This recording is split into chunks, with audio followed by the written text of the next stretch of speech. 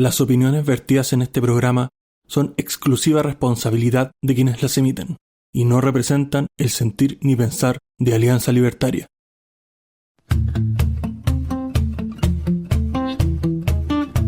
Muy buenas noches, bienvenidos a un nuevo episodio 17º de esta cuarta temporada de Libertad o Muerte.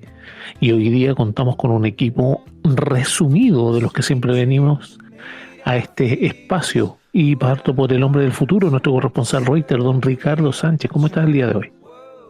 Hola, buenos días, buenas tardes, buenas noches, la hora que sea desde donde nos estés escuchando, de Arica a Punta Arenas o más allá de nuestras fronteras. Hemos preparado un programa muy especial para todos ustedes. Esperamos que lo disfruten, se queden hasta el final, lo compartan en sus importantes redes sociales y sobre todo que se den una visita por ahí por el canal de Flow para que contribuyan con esta importante batalla cultural. Muchas gracias. Efectivamente, acuérdense de visitar el canal de Alianza con todos los programas que estamos haciendo y todo lo que estamos tratando de seguir con vida aquí en esta batalla que se está dando. Y paso al hombre de los controles, don Jorge. ¿Cómo está el día de hoy? Muy bien, disfrutando del total surrealismo de la vida. Maravilloso. Y desde el litoral, por último y no menos importante, la señorita Claudia Vera. ¿Cómo está el día de hoy, Clau?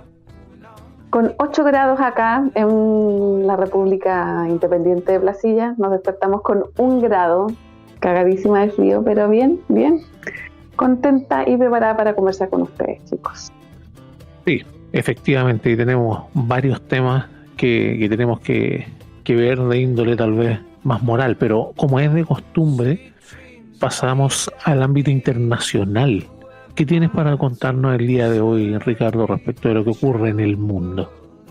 Seguro que sí, y tenemos que empezar nuestro periplo internacional hablando acerca de lo que está ocurriendo en este momento en el medio entre la guerra de Israel contra Hamas o Hamas contra Israel, pero tenemos que hablar de lo que está ocurriendo también con un tercer actor que es Egipto, porque en este momento la OMS, la Organización Mundial de la Salud, pide la reapertura del paso de Rafah y estima en 10.000 pacientes que deben ser evacuados. Comenta la OMS, estimamos que alrededor de 10.000 personas deberían dejar la Franja de Gaza en los próximos meses para recibir tratamiento, dijo el jefe de la oficina de la Organización Mundial de la Salud en los territorios palestinos ocupados. Estamos hablando del señor Rick Peppercorn, que durante la reunión mensual de la Oficina Regional de la OMS para el Mediterráneo en el Cairo. Este funcionario indicó que la reapertura del paso de Rafah para organizar la evacuación con Egipto y poder sacar de la Franja de Gaza a esos pacientes y llevarlos a hospitales en Egipto y en otros países de Europa. Además, solicitó también la apertura del cruce de Kerem Shalom para permitir la entrada de suministros médicos al enclave palestino y así agilizar el flujo de ayuda humanitaria para atender a la población norte y el sur de la franja. Y en nuestro periplo internacional tenemos que continuar esta vez con las declaraciones que ha dado el primer mandatario francés Emmanuel Macron, donde advierte un riesgo de guerra civil. Sí, señores, nada más y nada menos que una guerra civil si la ultraderecha o la izquierda llega al gobierno. Esto es así como que puede haber guerra civil si no ganan lo que yo quiero. Ahora, el presidente de Francia alertó sobre este riesgo y estas declaraciones polémicas las dio en el programa de podcast Generación Do It Yourself de Matthew Stephanie. El presidente Macron dejó en un tono dramático un mensaje a los franceses ante la recta final de la primera vuelta de los comicios. Lo anterior mientras los sondeos dan a la ultraderechista Agrupación Nacional, con las siglas RN en francés, de Marine Le Pen como clara favorita, seguida por el Nuevo Frente Popular y con el macrismo distante en un tercer lugar. Y hablando de cosas polémicas, esta vez tenemos que trasladarnos nada más y nada menos que a la República Checa, donde el Instituto Liberal de Praga desmiente haber entregado un premio a Milei. El Instituto Liberal de Praga desmintió estar detrás del premio entregado este lunes al presidente de Argentina, Javier Milei, en su visita a la capital de República Checa. A través de un comunicado divulgado en su página oficial, el Instituto Liberal aseguró que no es verdad que el galardón recibido por el mandatario trasandino provenga de la institución. Dicho premio, aseveró la entidad, está siendo difundido sin autorización por parte de personas que no participan en las actividades del Instituto Liberal desde hace varios años y no tienen ningún cargo en el instituto y no tienen derecho a hablar en su nombre. El director del instituto y del consejo académico, el director de investigaciones y el economista jefe y otras personas que realmente han participado en el funcionamiento del instituto en los últimos años no están de acuerdo con la prevención de Javier Milei, comentaron en su declaración. Y en este momento tenemos que trasladarnos a Rusia, donde aumentan a 19 los muertos tras los atentados simultáneos en Dagestán, Rusia, y varios de ellos, aproximadamente 15, eran policías. A través de un comunicado, el Comité de Instrucción de Rusia afirmó que hasta el momento y según datos preliminares murieron 15 agentes del orden y 4 civiles, entre ellos un sacerdote ortodoxo. En este sentido, las fuerzas de seguridad liquidaron a 5 personas que cometieron estos crímenes y que se han establecido sus identidades, aseguró el comité de la institución, un organismo judicial dependiente directamente del presidente de Rusia, Vladimir Putin. Precisamente el jefe de la República Musulmana de Dagestán, Sergei Melnikov, cifró en 6 los terroristas abatidos en las ciudades de Brest y Makhla, ciudad de la capital Dagestí, donde se produjeron los ataques. Los terroristas atacaron a 2 iglesias ortodoxas, un puesto policial e incendiaron una sinagoga.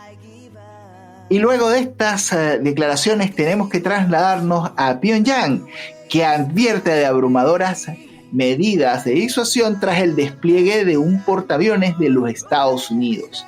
Las autoridades de Corea del Norte aseguraron este lunes que tomarían nuevas medidas abrumadoras y medidas de disuasión por el despliegue por parte de Estados Unidos de un portaaviones con armamento nuclear en la península de Corea. Una decisión de Pyongyang que calificó como una provocación. El viceministro norcoreano Kim Kang-in criticó en un comunicado la llegada del USS Theodore Roosevelt al puerto de la ciudad surcoreana de Busan, así como lamentó que Washington y Seúl sigan jugando un juego muy peligroso en un intento por mostrar fuerza militar, según recoge la agencia norcoreana de noticias KCNA.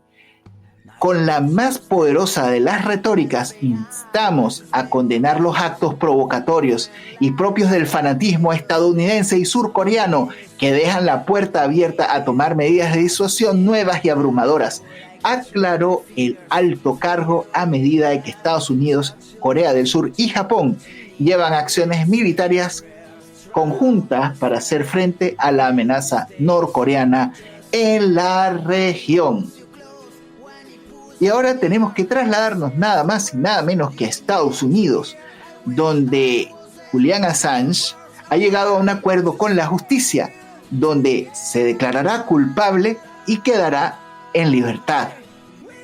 El fundador de Wikileaks, Julian Assange, planea declararse culpable de los cargos que se le imputan en Estados Unidos, como parte de un acuerdo con el Departamento de Justicia estadounidense que le permitiría quedar en libertad.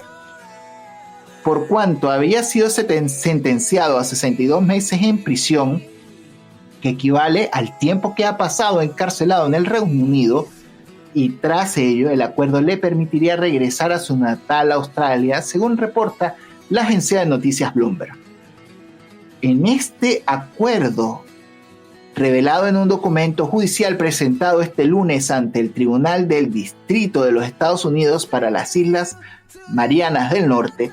Sin embargo, aún debe ser aprobado por un juez que, si bien espera que se tome la decisión a lo largo de la jornada del próximo miércoles, y de aprobarse, Julian Assange, fundador de Wikileaks, quedaría en libertad sin tener que pasar por la custodia estadounidense.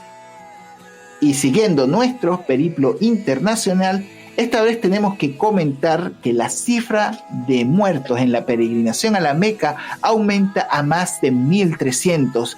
El calor extremo fue su mayor enemigo. La cifra de personas fallecidas en el Hajj, o sea, la peregrinación anual de la Meca, esto es una tradición de la gente seguidora de la religión del Islam, aumentó este domingo a 1.301 según autoridades de Arabia Saudita y que hasta ahora no se habían referido del tema. Por desgracia, el número de decesos llegó a 1.301, el 83% de los cuales no estaban autorizados para realizar el Hajj. Caminaron enormes distancias bajo el sol sin la protección adecuada y comodidad, reportó el ministro de Salud de Arabia Saudita. Casi la mitad de las víctimas son de nacionalidad egipcia. El ritual de este año, en el cual participaron unas 2 millones de personas de distintos países del globo, estuvo marcado por las altas temperaturas que han rozado los 52 grados en Arabia Saudita. Fuentes sanitarias y de seguridad en Egipto indicaron que al menos 672 fieles musulmanes de nacionalidad egipcia fallecieron y 25 están desaparecidos según los últimos recuentos, y la mayoría de ellos viajaron de forma irregular. Y ahora tenemos que reportar el caos que se ha producido en Kenia por protestas contra la alza de impuestos. Manifestantes asaltan el parlamento y dejan al menos 17 muertos. Ante este escenario, el presidente William Ruto ordenó aumentar las medidas de seguridad para frustrar cualquier intento de criminales peligrosos de socavar la seguridad y la estabilidad del país. El asalto al Parlamento de Kenia por parte de manifestantes contrarios a un proyecto de ley de alzas fiscales sumó este martes al país en un caos, en la jornada de protestas sin precedentes que provocó al menos la muerte de 17 personas a manos de la policía y el despliegue del ejército. Estamos hablando de que el presidente keniano William Ruto ordenó aumentar las medidas de seguridad para frustrar cualquier intento de criminales peligrosos de socavar la seguridad y la estabilidad del país, tras asegurar que elementos criminales se infiltraron en las protestas pacíficas de la generación Z, según fue denominado sus promotores. Hoy Kenia experimentó un ataque sin precedentes a su democracia, el Estado de Derecho y la integridad de sus instituciones, aseguró el presidente Ruto en un mensaje dirigido a la nación al final del día en el State House, sede de la presidencia de Nairobi. La violencia estalló este martes en otras ciudades del país, igual en Nairobi, en la tercera jornada de protestas en la última semana a raíz de la tramitación parlamentaria del proyecto de ley de finanzas de 2024.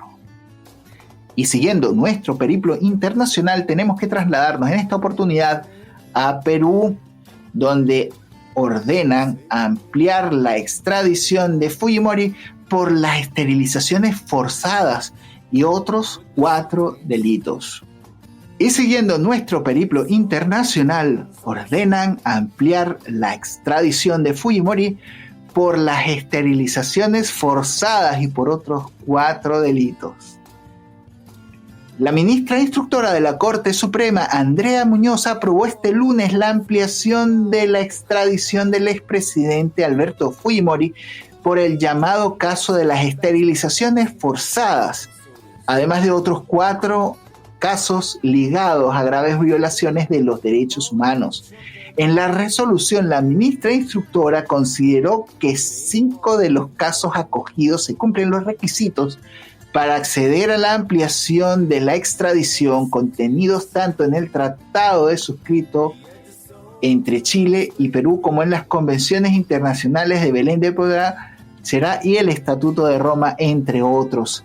El fallo detalla, a juicio del tribunal, que los elementos analizados permiten concluir que existen presunciones fundadas o indicios razonables de que durante su mandato como mandatario peruano, Fujimori impulsó una agresiva política de planificación familiar que tenía por objeto aplicar preferentemente y de manera masiva un sistema de anticoncepción quirúrgica respecto de las mujeres de los estratos socioeconómicos bajos, de zonas rurales o urbanos marginales o de pueblos indígenas.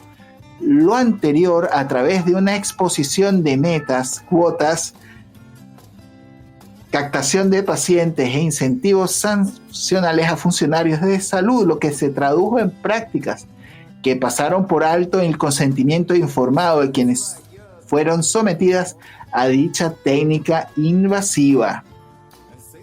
Y ahora tenemos que trasladarnos a Argentina, donde el PIB de esta nación cayó el 5.1% en el primer trimestre y reflejó un desempleo que sube a su nivel mayor desde 2021. Este lunes trajo una carga de noticias para la economía de Argentina y el gobierno del libertario Javier Milei. Durante esta jornada se conoció que el Producto Interno Bruto del país tuvo un desplome del 5.1% interanual. De acuerdo a un informe del Instituto Nacional de Estadística y Censos, el PIB se profundizó una fuerte contracción desde la bajada interanual del 1.2% registrada en el último trimestre de 2023 y encadenó 4 trimestres en negativo. Este dato se da en medio de un escenario de alta inflación. Estamos hablando de un 287% interanual en marzo y un 51% acumulado en el primer trimestre, donde las empresas argentinas se enfrentan a una fuerte caída de la demanda por el desplome del consumo en el contexto del ajuste fiscal de Milei. Y finalmente, para ir cerrando nuestro periplo internacional, tenemos que hablar de un suceso que acontece en Brasil. Un devastador incendio en el mayor humedal del mundo obliga a decretar una situación de emergencia. Esto ocurrió en el estado de Mato Grosso do Sul, en Brasil, y se decretó una situación de emergencia debido a los incendios forestales fuera de control en el Pantanal, considerado el mayor humedal del mundo en el centro oeste de la nación brasilera. La medida, con validez de 6 meses, permite desplegar más rápidamente nuevos medios para combatir estos incendios que los especialistas atribuyen a una sequía extrema, pero también a la acción humana, especialmente a la expansión agrícola. Del 1 de enero al 23 de junio de 2024, el Instituto Nacional de Investigaciones Espaciales registró 3.262 focos de incendios en el Pantanal, 33% más que en el mismo periodo de 2020, y que resultó ser el peor año desde que se realizan estos registros, que empezaron en 1998. Según datos del Laboratorio de Aplicaciones de Satélites Ambientales, el LASA, de la Universidad Federal de Río de Janeiro, las llamas arrasaron 627.000 hectáreas en el Pantanal desde enero. Y bueno, muchachos, esto es todo lo que tengo que comentarles en la esfera internacional. Los micrófonos son suyos. Muchas gracias. Gracias a ti, Ricardo, por el análisis internacional a que nos tiene acostumbrados, y paso a los temas que tenemos en la pauta. Y hay un tema en especial que tiene que ver con lo que ocurrió hace un tiempo atrás, hace más o menos una semana. En definitiva sería por el 6 de junio, me parece, en el cual hubo un enfrentamiento entre funcionarios de gendarmería y varios reclusos de la cárcel de máxima seguridad que en este caso le colocaron REPAS, Recinto Especial Penitenciario de Alta Seguridad.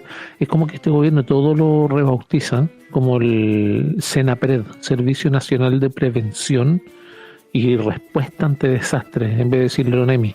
En este caso esta cárcel se llamaba de alta seguridad, cárcel de alta seguridad, que había sido cerrada y la reinauguraron este año. 65 días después, es decir, 3 doritos después, ¿qué ocurre? Los reos dejan la cagada. Y básicamente, para poder reinaugurar esta cárcel, se gastaron 3.756 millones. 3.756 millones. ¿Para qué? Para tener a 296 reclusos de alta y máxima seguridad. Para tenerlos seguros y calentitos. Y ahí te quiero hacer la consulta a ti, Jorge, respecto a la huelga que amenaza Gendarmería. En este caso, respecto a esto, ¿tú crees que este clima de crispación le pueda favorecer en algún caso a la administración que tenemos actualmente? Mira, no quiero pensar en lo que le convenga o no a la administración actual, que es una basura y la verdad es que no espero que le vaya bien. Pero la verdad es que Gendarmería históricamente ha tenido una situación más o menos precaria. Entonces la proporción de delincuentes, de presos, weón, versus Gendarmería deja bastante que desear, ¿cachai? O no es la ideal, ¿cachai? Para funcionar de una manera óptima. Ahora, yo creo que Gendarmería ya está en un punto que si no hace algo disruptivo, nos gusta o no, yo no soy de la idea de hacer las cosas por presión, protestando, con huelgas y mierdas, pero creo que hay momentos donde es necesario. O sea, hay que de repente bajar a la tierra, a la realidad y darse cuenta que a veces no hay otra forma y quizás es un buen momento para que Gendarmería los ponga bajo llave a todos, no les dé ni un servicio, weón, y haga la huelga que tenga que hacer nomás, pues, weón. Si es ahora o nunca, porque mientras ellos no hagan algo que sea que les joda la vida a estos weones, nada va a cambiar. Y eso es dramáticamente cierto. Ahí tenemos que pensar que hay todo un aparataje, ¿eh? Acá, por ejemplo, se consideran dentro de esos, vuelvo a repetir, 3.756 millones. Hay consideradas 387 cámaras, algunas térmicas, sistema antidrones, puertas de barrido, varios elementos más. Ahora, se supone que la reconocieron como una de las mejores cárceles de Latinoamérica. Me preocupa el nivel al cual la están comparando. Ahora, como les decía, después de los 65 días de la reinauguración... Perdón, ¿puedo déjame interrumpirte un momento? Es que aquí hay un problema tan grande con la weá de la políticamente correcto, con el buenismo y esa mierda. Porque una cárcel es buena, ¿por qué? Si una cárcel debería ser, weón, un cuadrado de fierro, weón, con un hoyito para meterle la comida y chao, weón. Pero es que como estamos tan preocupados de los derechos humanos de los delincuentes que estamos manteniendo, que las varas, weón, y las medidas de seguridad, weón, quedan en desmedro de la humanidad, weón, y la calidad de vida de estos weones. Esa weón me parece una estupidez, weón, increíble. Es que efectivamente lo que yo creo que ya se instaló como un cáncer en nuestra sociedad respecto de defender esos derechos. Y esta idea imbécil, por decirlo menos, de que los derechos humanos son solamente pasados a llevar o violados por el Estado o por agentes estatales, lo cual no es cierto. Lo que pasa, por ejemplo, hoy en día, se están metiendo a las casas en turbas. En turbas se meten, da lo mismo que esté la gente ahí, les da absolutamente lo mismo. Se meten con una puta turba a tu casa, desvalijan todo, te pueden amarrar, eso es un secuestro. Básicamente, entre otras cosas más que te pueden maniatar, te pueden golpear y todo. Y efectivamente toda nuestra plata está destinada a esto. Y lo que le iba a decir, desde la reinauguración pasaron 65 días hasta que todos estos mandriles empezaron a hacer tira todo esto. ¿Y quiénes eran? Estaban vinculados a las bandas como el Tren de Aragua, los Gallegos, y hicieron cagar este recinto de alta seguridad que era REPAS, que le ponen, que rebautizar algo no significa que vaya a funcionar. Ahora, este enfrentamiento que hubo el 6 de junio provocó que hubiera muchos gendarmes con lesiones e incluso actualmente con licencias médicas. Ahora, ¿qué hicieron estos tipos, los presos? Rompieron los vidrios, los lavamanos, crearon proyectiles con lo mismo para atacar a los gendarmes. Utilizaron, y se vio en la tele, no es que lo estemos inventando, usaron los fierros de una mesa de ping-pong que tenían para utilizarlo como arma. Ahora estaban tipos como el Satanás, que le llaman, que es un weón que se llama Hernán Landaeta, que es un sicario del Tren de Aragua. Mi consulta es, y aquí va a ti, Clau, la consulta también, respecto de qué piensas, qué opinas de este motín, de las medidas que pueda tomar Gendarmería, porque debemos recordar que están fuera de la parte de defensa, por así decirlo, es como más de seguridad pública, por así decirlo, y están sujetos a sindicatos y pueden hacer huelga, no lo que pasa con la policía, por ejemplo. En este caso, te pongo como antecedente, Clau, respecto de que se revisaron y de todas las celdas que habían, 47 estaban dañadas. ¿Qué pasó? Movieron a 17 angelitos a distintos penales como Rancagua, Valdivia y Antofagasta, para que vayan a promover tal vez la insurrección para allá. ¿Tú qué piensas de estos movimientos, del gasto que hay? Y si acaso esto le sirve a esta administración, ¿para qué? Para poder tomar medidas más bruscas, tal vez, limitando nuestra libertad. Recordemos que ya están pensando en un proyecto de ley para quienes se niegan a evacuar. Es decir, un huevón sentado en un sillón en una oficina te dice que evacúes, y si no vas, estás incumpliendo la ley, y si vas, te pueden robar todo, porque ese es el principal miedo. Hay hijos de puta que se dedican a robar en estas situaciones de emergencia. Pero volviendo a esto, Clau, ¿qué piensas tú? ¿Le sirve a la administración? ¿Qué opinión te merece todo esto? Yo vi un video de estos tipos que estaban, cuando rompieron la mesa esta de ping-pong y la usaron como arma. Vi a los gendarmes entrar y te juro que es como que bueno, es un chiste. O sea, no pueden entrar así. O sea, casi, no sé, pues, no sé si uno ha visto muchos reportajes de otros países, entran armados hasta los dientes. Entonces, con un spray andaban así, uno con una escopeta parece, con unos palos, sí, y así nomás. Yo no sé si era gas pimienta, no tengo idea qué era, o sea, me imagino, quiero creer que sí, porque por último esa cuestión es fuerte, ¿cachai? Entonces igual los podéis dejar ahí un rato inmovilizados como para reducirlo. Pero de verdad, yo decía, ¿en serio que en esta cárcel de alta seguridad salen así los gendarmes? O sea, con razón están con licencia, ¿cachai? O sea, si invierten tanto en reinaugurar una cárcel, tenéis que también preparar a la gente, que tengan mejor implemento, que puedan entrar con más seguridad, que los tipos tengan las medidas y el implemento necesarios como para reducir esa clase de criminales, ¿cachai? Entonces estos gallos cumplieron el objetivo porque finalmente los trasladaron a distintos penales, ¿cachai? Yo creo que saben que somos un meme, saben que somos un chiste, que este gobierno realmente ni se preocupa de las cosas que pasan. De verdad, yo no creo que hagan algo más fuerte, como dices tú. O sea, como que implementen alguna medida de seguridad que los vaya a amedrentar. De verdad que no creo. No lo creo. No. O sea, hicieron lo que más, aquí tenemos acá, entonces como que casi lograron lo que querían. Y aparte, ¿quién paga todos esos destrozos? Nosotros, pues. Todos ¿cachai? Nosotros, sí.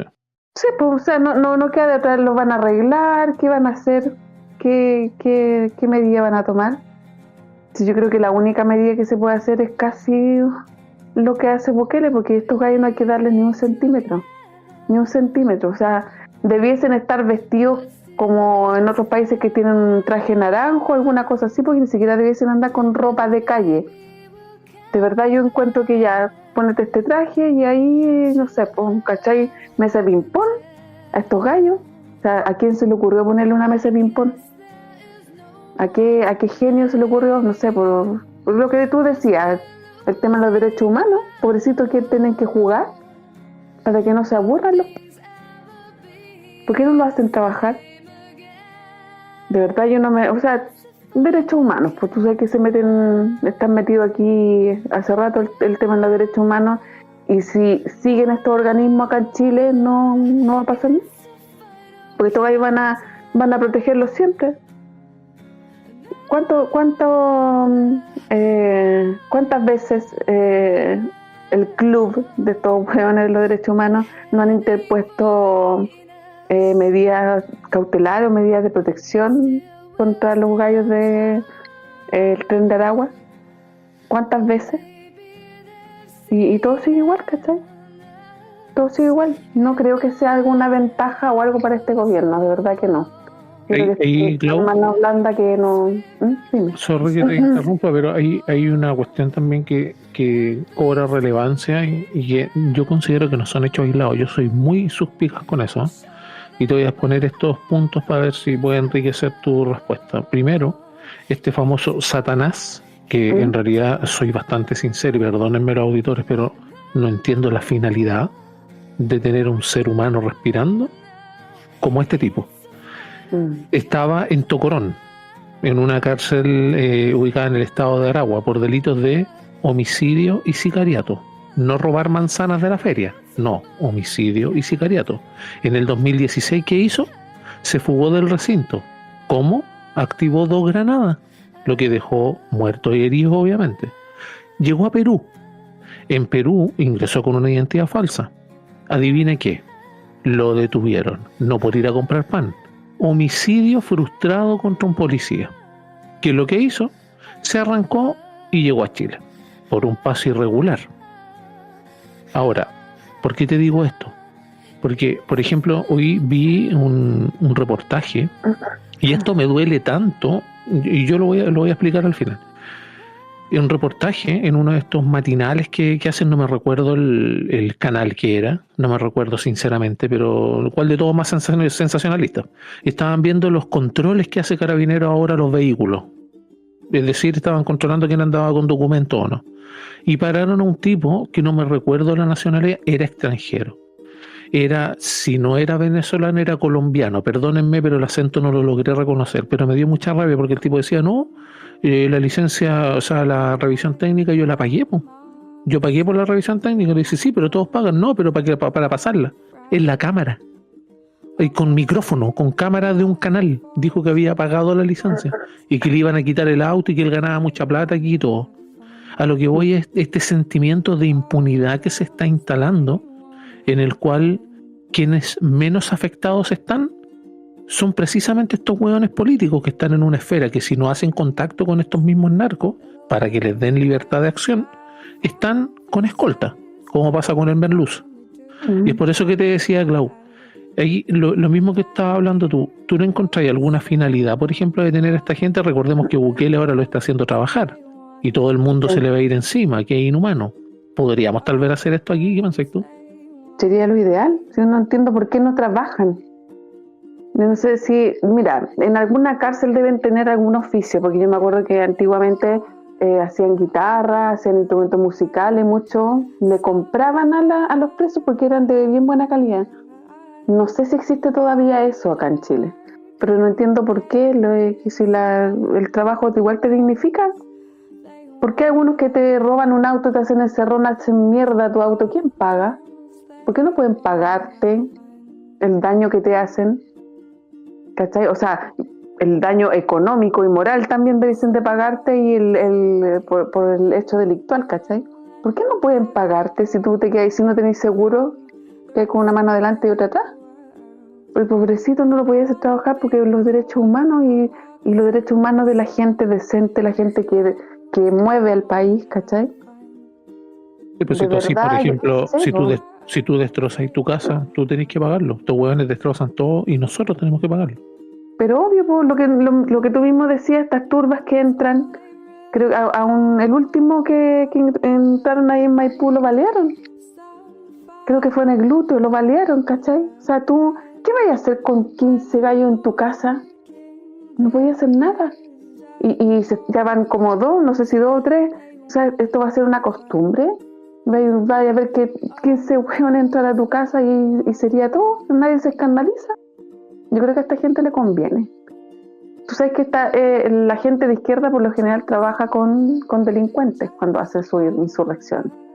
Porque no pueden trabajar con la gente pobre, obrero, porque la gente que necesita o trabajadora, tú pues no sé, les dais un bono, les decís, ya, sabes que voy a hacer tal cosa, y ellos no salen a destruir. Los que destruyen y a los que no les importa nada son los delincuentes. Trabajan con los delincuentes, por lo tanto a ellos les conviene que exista la delincuencia. Esa es mi idea, ¿no? De verdad que no encuentro, le favorece a ellos, yo creo, pero no, a Chile no. Y ojalá volvieran a minar, de verdad que ojalá, porque ahí empezó todo lo caótico con la señora B. Ella empezó con el principio del fin de Chile, creo yo, es mi opinión. Oye, Oso, Dime. tú, claro, decís que a Bukele se le van todo encima, ¿cierto? Sí, ¿Sabes quién no se le va encima? no se me ocurre. Los ciudadanos del Salvador que lo reeligen, weón, y lo tienen con la aprobación, weón, más alta, weón, histórica que tiene El Salvador, pues, weón. Cerca de un 90%. Y esa es justamente la gente que no le interesa, po. Como lo que tú reclamas, por ejemplo, lo que tal vez yo reclamo respecto a las personas que no interesan en nuestro país también. Los niños, los enfermos. Personas que no son personas, parece. Y claro, justamente, la mayoría de las personas honestas. ¿Y por qué decía que me dolía? Y aquí paso a ti, Ricardo, la misma consulta, porque yo creo que tú debes de sentir esta misma consulta que tú ya sabes cuál te voy a hacer. Debe ser parecida a la que sentimos nosotros cuando vemos a estos imbéciles chilenos delinquiendo en otros países y que salen e incluso están haciendo peligrar aún, porque recordemos que el FBI va a venir, o la CIA, no me acuerdo quién va a venir a investigar la solvencia de seguridad de las instalaciones del registro civil. Cállense de la risa, ¿ah? Y en este caso, ¿por qué decía que me dolía? Porque es recíproco. Obviamente tú vas a sentir eso porque son unos imbéciles que son compatriotas tuyos y que nos falta también aquí el imbécil que te va a estigmatizar a ti, al igual como le pasa a uno. Recordemos que habían letreros que ponían afuera que si un chileno estaba robando había que dejarlo porque era nuestra cultura. No olvidemos eso. Entonces ir a un país como, no sé, como España, que los tenían fritos, weón, con robo, ahora Estados Unidos, es obvio que te van a mirar con recelo. No los culpo tampoco. Pero en este caso, Ricardo, ¿tú qué piensas? Y sabiendo el prontuario de este tipo, porque, insisto, para quienes estaban, este tipo, y ahí te doy la palabra a ti, Ricardo, este tipo lo tomaron detenido después de todo este lindo prontuario que tiene, lo tomaron detenido en el 2022 en Iquique, donde volvió a delinquir. En nuestro país, ¿de qué se le acusa? No, insisto, de robar manzanas de la feria o de haber sacado un paquete de chocolate de un kiosco. No. Se le acusa de secuestro con homicidio, secuestro calificado, secuestro extorsivo, amenaza, robo con intimidación y trata de personas con fines de explotación sexual, entre otros. Estuvo en la cárcel de Hospicio y después lo trasladaron a este chiste de alta seguridad. En febrero de este año protagonizó una pelea, antes de esto, con otro tipo, Daniel Márquez, alias el Ruso, quien era uno de los líderes de los gallegos. ¿Qué hicieron? Se apuñalaron mutuamente. ¿Qué piensas tú respecto de toda esta situación y de lo que podría pasar con Gendarmería en nuestro caso, y también si te merece algún sentir a ti propio? Bueno, mira, yo lamento que Chile haya perdido el derecho a tener pena de muerte. Eso, para empezar, así de tajante y así de lapidario puedo ser en esta declaración, porque lamentablemente, o sea, tú tienes una banda de gente que es completamente inútil para la sociedad, pero que están en recintos protegidos donde realmente tienen la posibilidad de convertir estos recintos penitenciarios en una suerte de cuarteles generales de lo que es el crimen organizado, para coordinar estafas, para coordinar cualquier cantidad de actos delictivos de los cuales se están haciendo en las cárceles bajo el conocimiento de las autoridades chilenas. Y esto lo digo porque hay que ser consciente de ello. O sea, por el mismo acto del buenismo y por el mismo buenismo que ha marcado la izquierda y la tímida defensa de la vida, la propiedad y el derecho a la propiedad y el derecho a la defensa que debería tener la gente por parte de la derechita cobarde, es que Chile se encuentra en esta situación. primero llena de contrabandistas que donde se roban los autos aparecen en los países fronterizos atravesados como contrabando, y todo el contrabando que está moviendo el comercio ilegal internacional con los delitos organizados de trata de personas, de personas en condiciones de esclavismo, explotación sexual y lavado de dinero, que está a las anchas de lo que está ocurriendo aquí en Chile. Entonces es realmente triste.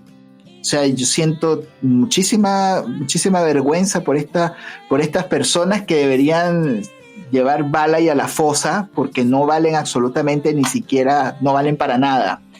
Entonces, estas personas deberían devolverles algo a la sociedad. Y no estoy hablando de trabajos forzados, porque a la final, si tú no trabajas, no tienes para financiar los bienes que requiere tu familia. Entonces, a la final, todos tenemos que ser responsables de nuestras personas y ponernos a trabajar. Y estos criminales deberían ser puestos a trabajar, así sea, a labrar el campo, o a producir muebles, o a producir comida, o a producir alimentos, o a hacer alguna cosa parecido a lo que están haciendo en El Salvador, donde efectivamente toda esta mafia internacional, desde la ONU hasta los organismos defensores de los derechos humanos, de los delincuentes, se olvidan de los ciudadanos y se olvidan ni siquiera de darle la posibilidad a esas personas que realmente sepan lo que es el trabajo y la posibilidad de ser un individuo que aporta a la sociedad donde vive, independientemente de la nacionalidad que sea, porque criminales hay de todas las nacionalidades, y cualquier persona en el extranjero siente vergüenza cuando a sus nacionales cometen delitos, y cuando, o sea, los chilenos deben sentir vergüenza cuando se habla en Europa de los delitos de los lanzas internacionales que han también mermado en Europa, y todas las situaciones negativas que vergüenza que tenemos que pasar nosotros, porque nuestras autoridades no son ni siquiera capaces de hacer algo productivo con estas personas. Sería eso. Sí, por eso te decía que uno siente lo mismo con los nacionales afuera, y por eso es recíproco. Pero ahí te quería hacer una consulta respecto a esto mismo, como para después pasar a otro tema. Esta cárcel de Tocorón, ¿era la misma donde había, por ejemplo, era como una mini ciudad que tenían? ¿Tú tienes información de más o menos cómo se fue gestando eso? Porque asumo que fue de a poco. ¿O habrá habido alguna mano gubernamental, por así decirlo, que permitiera semejante desbande? Oye, lo que pasa es que, acuérdate una cosa, que el crimen organizado es una extensión de la izquierda. Entonces, cuando tú utilizas la delincuencia como instrumento de control, sobre todo para mantener a la gente encerrada, tú quieres que la gente tenga miedo, que la gente apenas cae el sol, la gente corra a su casa a resguardarse, que estés lleno de alarmas, de rejas, y que tengas temor de salir de tu casa y de ni siquiera salir a protestar, porque el problema es que en Venezuela el gobierno se dedicó a armar a suerte de sus brazos políticos y de hacerse de la vista gorda de, por ejemplo, cuando integrantes de la ETA fueron falsamente llevados a Venezuela como asilados políticos, que esto fue mucho antes de que llegara Chávez al poder, y esto fue lo que permitió que se instalara la ETA en Venezuela y que después llegaran otros movimientos armados a Venezuela bajo la vista gorda del gobierno, inclusive algunos infiltrados en algunos cargos políticos del gobierno. Esto no fue algo que empezó, sino que fue parte como de la receta que trajo la inteligencia cubana y Fidel Castro a Venezuela. El mismo gobierno se fue retirando poco a poco de las cárceles, y las cárceles cayeron en control de los pranes o esta suerte de generales de lo que ocurría dentro de las cárceles. Los pranes se ocuparon de reclutar sus soldados, de organizar, de traer, de llevar, y las autoridades no hacían absolutamente nada porque, digamos, que no estaba dentro del interés de lo que quería hacer el gobierno, sino que el gobierno quería tener a todo el mundo, digamos, preso del miedo. Controlado, como le gusta el Estado. Sí. Y ahí, bueno, este tema es un tema que causa náusea en realidad. Nos sacamos la mierda y trabajamos cerca de 3 meses en todo nuestro año para el Estado. Y pasando a otro tema, y también relacionado con eso, Jorge, te quería hacer la consulta respecto de bullada alza en los planes de la luz, que en realidad no es un alza básicamente. Y ahí esto se dio por una especie de subsidio, pero en realidad no, porque lo llamaron congelamiento, y comprendemos nosotros que todo lo que tiene que ver con producir energía y todo lo seguían pagando las empresas. Esa deuda, estimados auditores, va en más de 6.000 millones de dólares. 6.000 millones de dólares.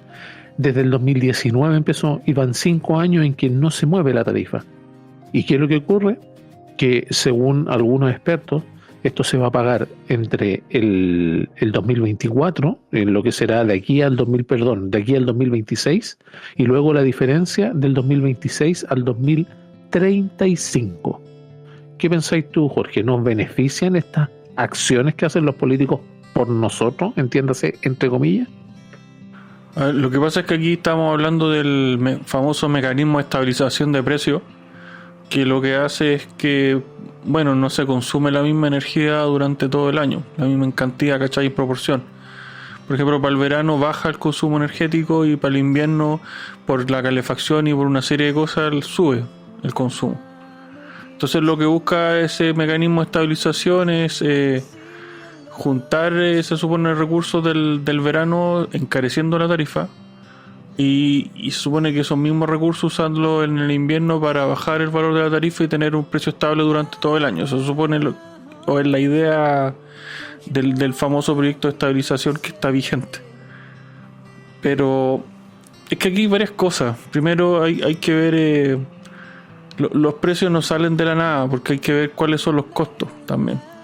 Ahora, si los precios suben, puta weón, suben nomás, pues weón. Es penca la weá, a todos nos va a subir la luz, pero es el resultado de las políticas públicas que se hacen, weón, y ya acá todos van a ver como villanos a las empresas de luz. Pero hay que ver también que las empresas de luz funcionan en un sistema, ¿cachai?, con ciertas reglas que establecen los estados. Entonces, lo que a mí me preocupa de esta subida, primero, es que es brusca, ¿cachai? Entonces, de repente, para los bolsillos de la mayoría, de muchas personas, no va a ser tan sencillo, ¿cachai?, apalearlo. Hay mucha gente que vive al día, pero es un costo que hay que asumir. Aquí hay un costo que alguien tiene que pagar, y creo que es buen momento de que la ciudadanía empiece a darle la responsabilidad y hacer pagar estos costos a quien tiene que pagarlos, que son nuestros representantes, nuestros políticos, nuestros diputados, las personas que hacen las leyes y que hacen que el sistema funcione como está funcionando. Entonces, insisto, vienen elecciones municipales, vienen una serie de cosas. Yo sé que el gobierno no debe estar nada contento con esta situación, no porque se le vaya a encarecer las cuentas de la luz a las personas, sino porque les va a significar quizá un desmedro en su popularidad electoral, ¿cachai? Entonces, este es un tema complicado por eso, ¿cachai? Ahora, se mezcla con el tema de los subsidios también, cosa que me parece injustísima. O sea, ya está bien, hay gente que tiene más problemas que otras, ¿cachai? Hay gente que le da mejor que a otra, ya está, ya, ok. Pero ¿es para todos o no es para nadie? ¿Cachai? Igualdad ante la ley. Pero Isa, bueno, están más preocupados de la igualdad sustantiva, en realidad, que no una igualdad justa, llamémoslo. Pero es que ahí entran cosas de valores morales también, que tienen que ver con qué es justicia, qué es bueno y qué es malo, ¿cachai? Y estamos en una sociedad deconstruida que no sabe definir las cosas. Entonces, si tú no sabes lo que es el bien y lo que es el mal, ¿cómo carajos vas a decirme lo que es justo y lo que no es justo? Y ese es el problema, porque nuestra clase dirigente, por así decirlo.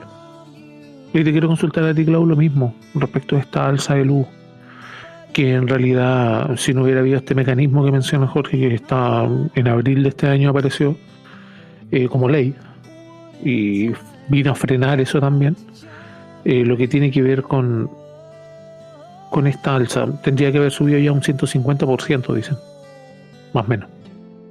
¿Qué piensas tú? ¿Está bien hecho? ¿En qué nos beneficia?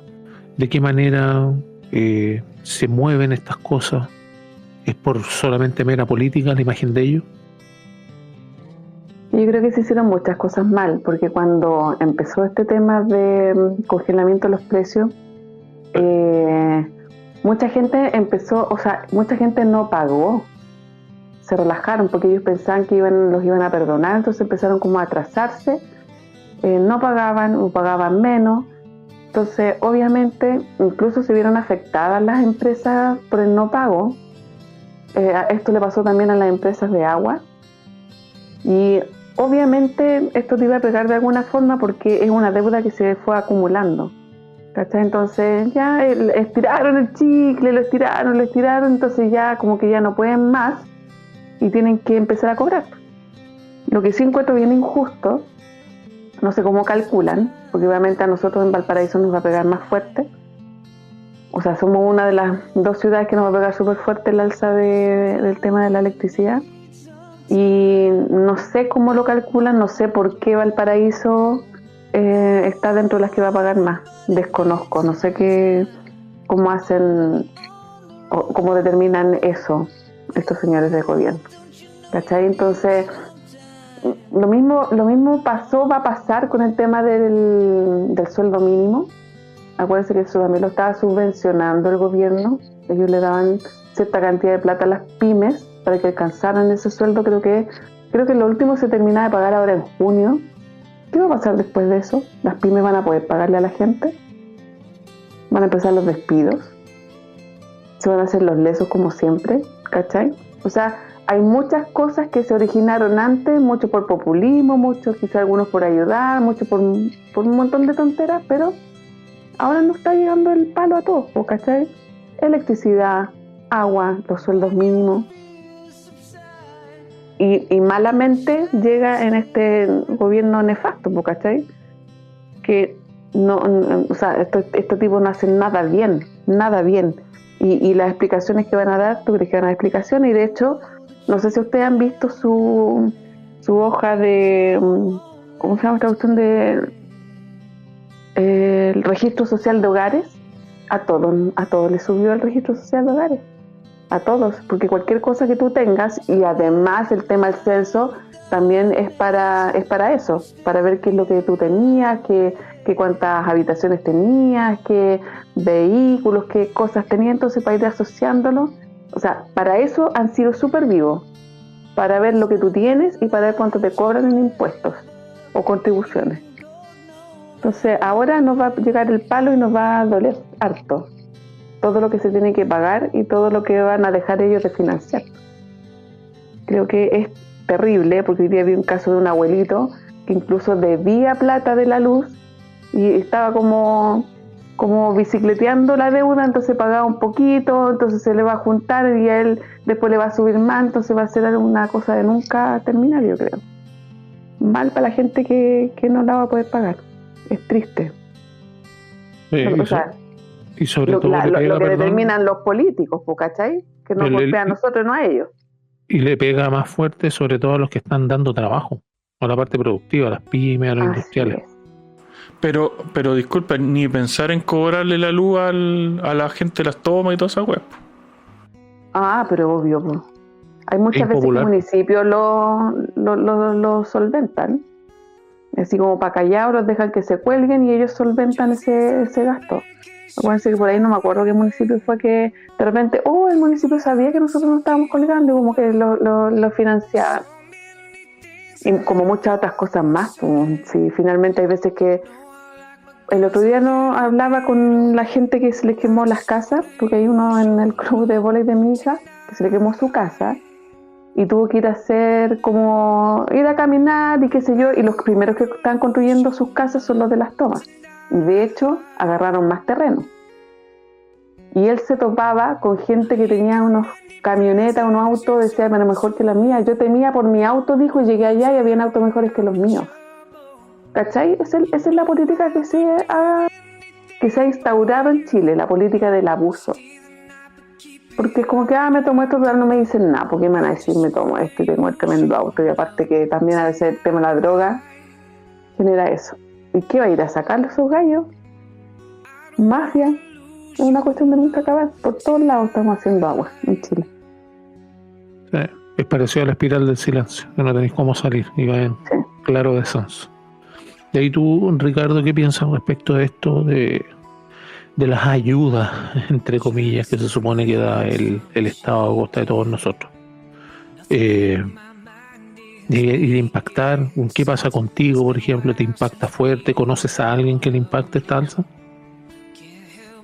Bueno, en realidad esta alza nos va a impactar prácticamente a todos los que somos de lo poco que va quedando en la clase media o media emergente o de los que están por encima del 40% más vulnerables según la propia calificación del gobierno. Ahora, el tema es que, tú vas a tener esta suerte de liberación grotesca de las tarifas de las tarifas de electricidad y los mismos, digamos, no existe ningún tipo de incentivo para que la gente empiece a producir o para que la gente, digamos, levante sus propios emprendimientos o una suerte de mejora en las condiciones de los servicios. Porque ahora, otra cosa también interesante que tiene que ver con respecto a las tarifas eléctricas. Acuérdese, amigo, de que toda esta energía tan cara que estamos pagando actualmente es culpa nada más y nada menos que del lobby verde.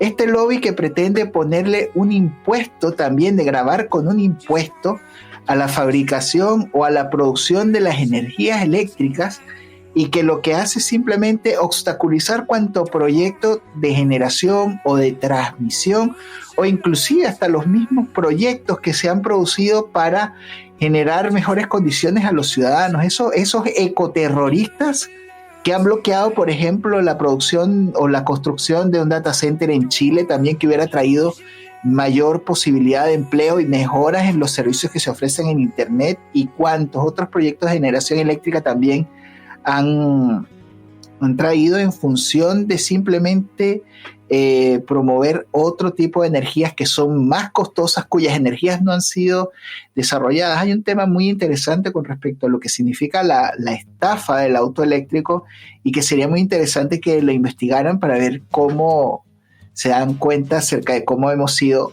engañados. Partiendo de que se decía calentamiento global y ahora se le dice cambio climático. Y lo que tiene que ver con las alzas efectivamente está dividida en 3 grupos, y básicamente tiene que ver por el consumo de cada grupo. En el grupo 1 se consideran 180 kWh. Sería tener una lámpara prendida todo el día. Estoy caricaturizando, pero para que se entienda. El grupo 2, 400 kWh, y el grupo 3, 550 kWh. Claramente el segundo grupo es el mayor y el que más considera o va a absorber esta alza, y el alza se estima para este grupo 2 en un promedio de 43%. Esto va por regiones, estimados auditores. Y podemos decir, por ejemplo, Clau reclamaba lo de Valparaíso, y efectivamente el grupo 2, 400 kWh, va a subir un promedio de 42%. Es decir, si usted tiene su casa con algún electrodoméstico y se le ocurrió poner un calefactor para no recagarse de frío, obviamente puede tener un consumo similar a eso. Y si usted estaba pagando, voy a dar una cifra cerrada para que se entienda, 10.000 pesos, usted va a terminar pagando 14.200 pesos. Exactamente por lo mismo. No va a percibir nada más. Si usted aumentó su consumo, saque la cuenta.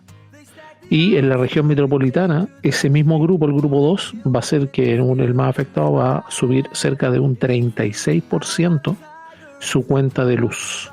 Y así van sin bajar de ese 30% por todo el país, subiendo, considerando todas las regiones. Se espera que esto afecte a cerca de 5 millones de clientes aproximadamente. Ahora lo que tenemos es un problema grande. Y es terrible porque tenemos esa que se dice pseudo derecha tirando acusaciones constitucionales, o al menos el intento o el interés de hacerlo, para que se promuevan subsidios o se vuelva a frenar el alza, considerando que va a seguir creciendo la deuda. ¿Dónde está la responsabilidad fiscal? ¿Dónde está esa famosa responsabilidad fiscal que sí aparece para no hacer retiro de los fondos de la AFP, por ejemplo? da para pensar, da para pensar.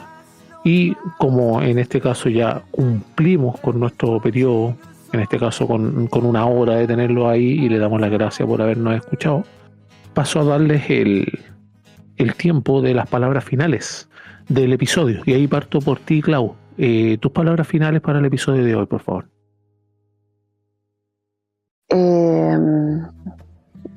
Más que nada, ver el tema de lo que está pasando a nivel internacional.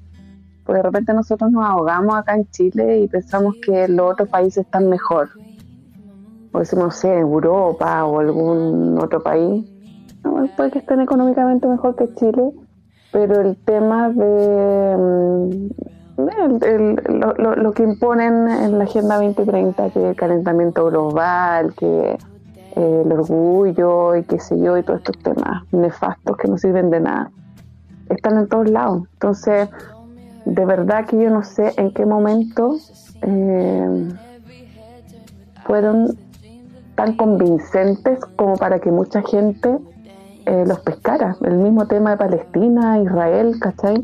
O sea, de verdad que yo creo que o es de moda. Yo no entiendo de repente cuando defienden tanto a Palestina, porque Palestina es distinto a Gaza y se están yendo contra los judíos, ¿cachai? Entonces, como, ¿qué mierda están haciendo? De verdad, yo no sé en qué cabeza cabe que tú sigas a este tipo de personas, a este tipo de temas, y no tengas una convicción propia.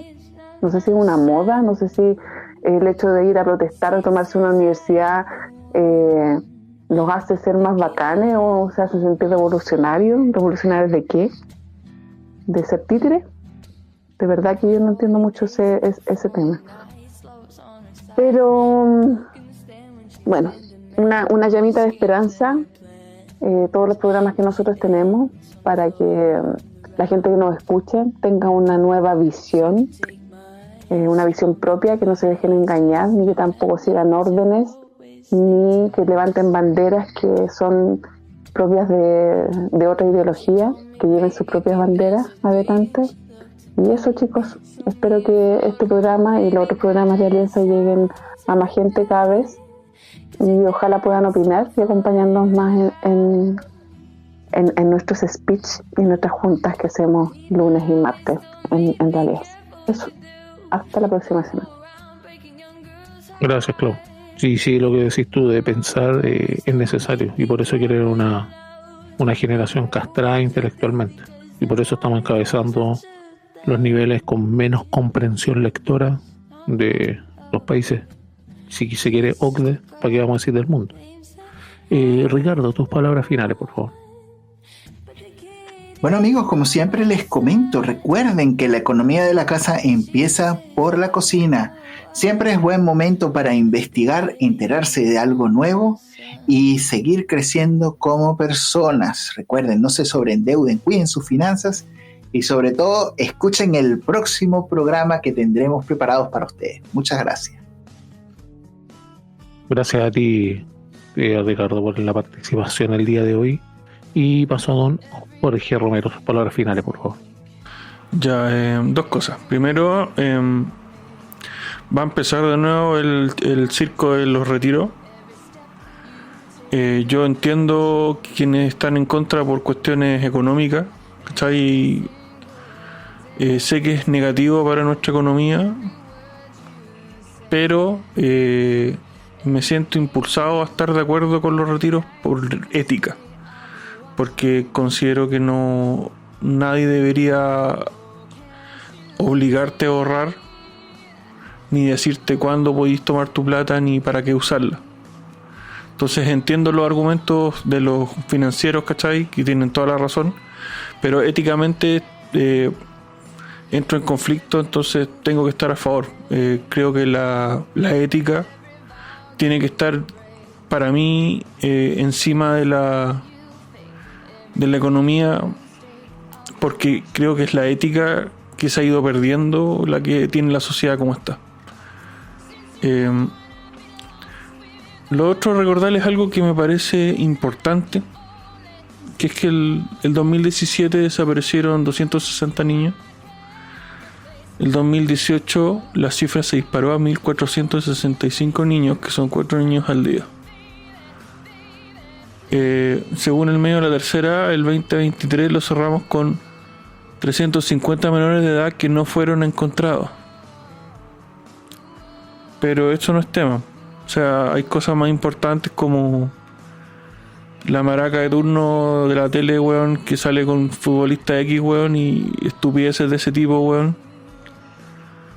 Pero los niños no importan porque los niños no votan, los niños no salen a protestar. Los niños de nuestra sociedad ya no tienen esas familias bien constituidas que alguna vez tuvimos. Buenas noches. Sí, y relacionado con lo que tiene que ver con el área de los niños, recordemos que hay un hospital en Puente Alto que tiene niños que han sido dados de alta hace 13 años, pero tienen viviendo en una sala de hospital. También tenemos que recordar de que no hay atención de urgencia para las crisis de depresión o problemas mentales que pueda desarrollar una persona. No hay atención de urgencia. Son muy focalizados. Se está intentando dar, pero tienen que hacer tripas corazón porque, de hecho, sobre todo en regiones, tú vas a la farmacia a retirar los fármacos que se supone que no son gratis, ¿eh? Pero te los dan, por así decirlo. No pagas en el momento. Tienes que ir a retirarlo y muchas veces no están. Y te encuentras con un letrero que dice que no está medicamento X, que se requiere para ese tratamiento que se supone tú tienes que seguir.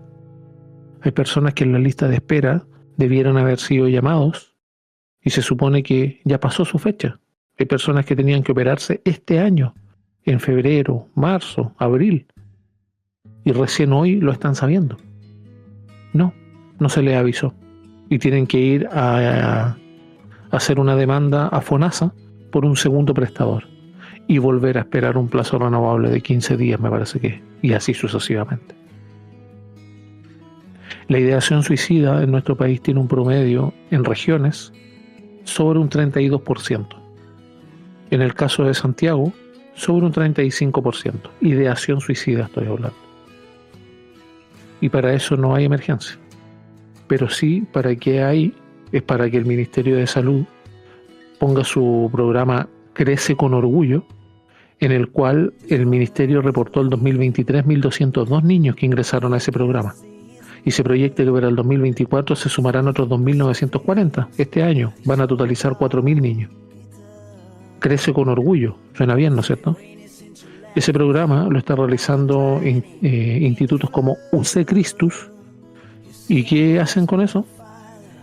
Hacen la ayuda, entre comillas, a transicionar de género a niños menores de edad.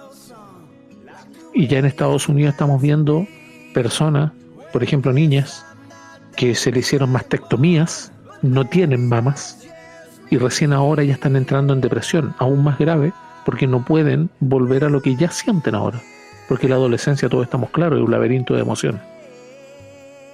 Están ideologizando y están politizando a nuestros hijos. En Talcahuano se le habló de una cantidad de estupideces que los niños salieron llorando. Y no es que lo inventemos, están las noticias. En el norte, en Atacama me parece, otras tocaciones. Pero no pasa nada. Tal como dijo Jorge, los niños no votan, ¿no? ¿Y los papás dónde están? Ahora, supongo que vamos a tener un estallido delictual peor por el alza de la luz, ¿no es cierto? Si los otros eran 30 pesos y ahora estamos hablando de cerca de 5 lucas promedio por la cuenta más baja, asumo que van a quemar la mitad del país, ¿no? Muchas gracias por estar ahí. Visiten nuestras redes y sigan apoyando. Que viva la libertad. Some medios left, some medios cry.